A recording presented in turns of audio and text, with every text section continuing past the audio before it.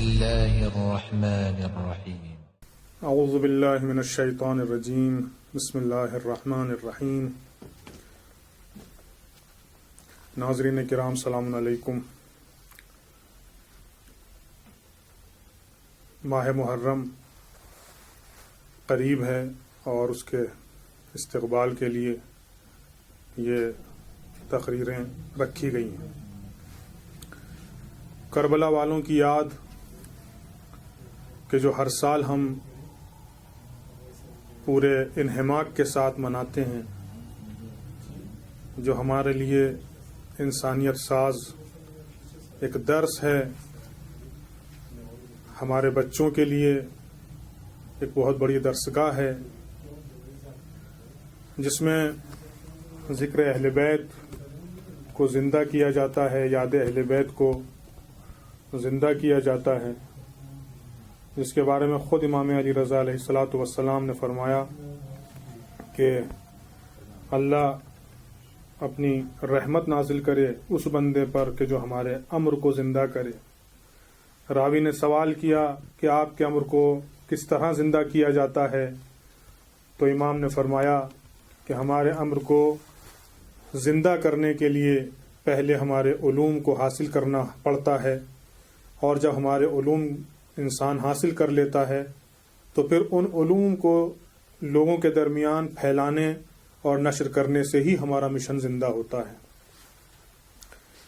یہ ماہ محرم جو ہر سال ہم اس کی یاد بہت ہی دلچسپی کے ساتھ مناتے ہیں اور ہمارا بچہ بچہ فرش اعضا پر حاضری دیتا ہے، ہمارے گھر کی فرد فرد فرش اعضا پر حاضر رہتی ہے، اس کا مقصد صرف یہی ہے تاکہ علوم محمد و آل محمد علیہ السلام کو حاصل کیا جائے اور اس کے بعد پھر ان علوم کو لوگوں کے درمیان پھیلایا جائے. اسی کا نام ہے امر اہل بیت علیہ السلام کو زندہ کرنا. یہ مجلسیں در حقیقت مظہر اور شاہکار ہیں یاد اہل بیت علیہ السلام کو زندہ کرنے کی. بہت سی باتیں اس سلسلے میں قابل ذکر ہیں.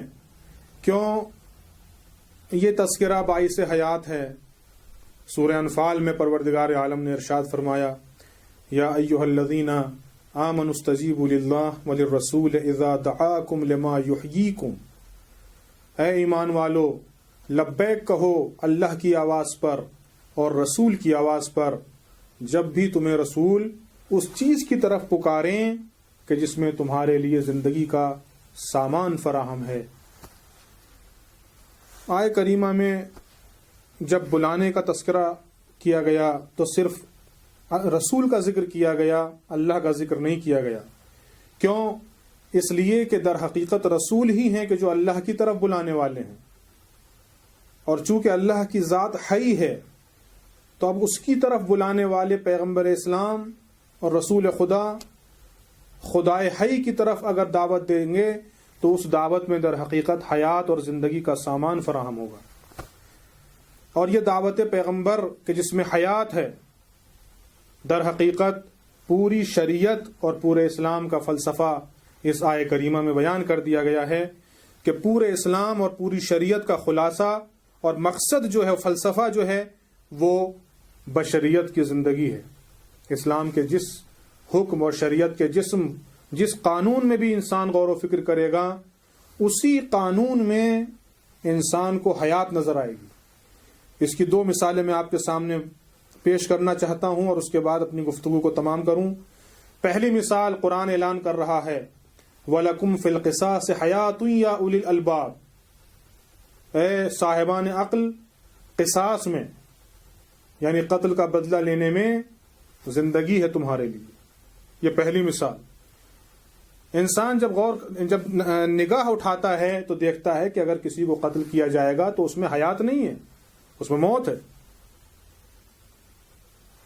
انسان اپنی نگاہوں سے دیکھ رہا ہے کہ اگر کسی نے قتل کر دیا تو در حقیقت اس کو موت کے گھاٹ اتار دیا، اس میں زندگی نہیں ہے. لیکن قرآن کہہ رہا ہے کہ قصاص میں تمہارے لیے زندگی ہے. لیکن اس کا واضح سا جواب یہ ہے کہ خود اسی آیت میں اللہ نے مخاطب اہل عقل کو قرار دیا ہے صاحبان عقل اور صاحبان خرد کو مخاطب قرار دیا، یا اولی الالباب، یعنی اگر انسان اپنی عقل سے کام لے تو زندگی ہے. جب ایک مرتبہ قصاص کی بنا پر ایک انسان کو موت کے گھاٹ اتارا جائے گا تو اس طریقے سے نہ جانے کتنے لوگوں کی عالم بشریت میں جانیں محفوظ ہو جائیں گی اور ان کی زندگی کا سامان فراہم ہو جائے گا.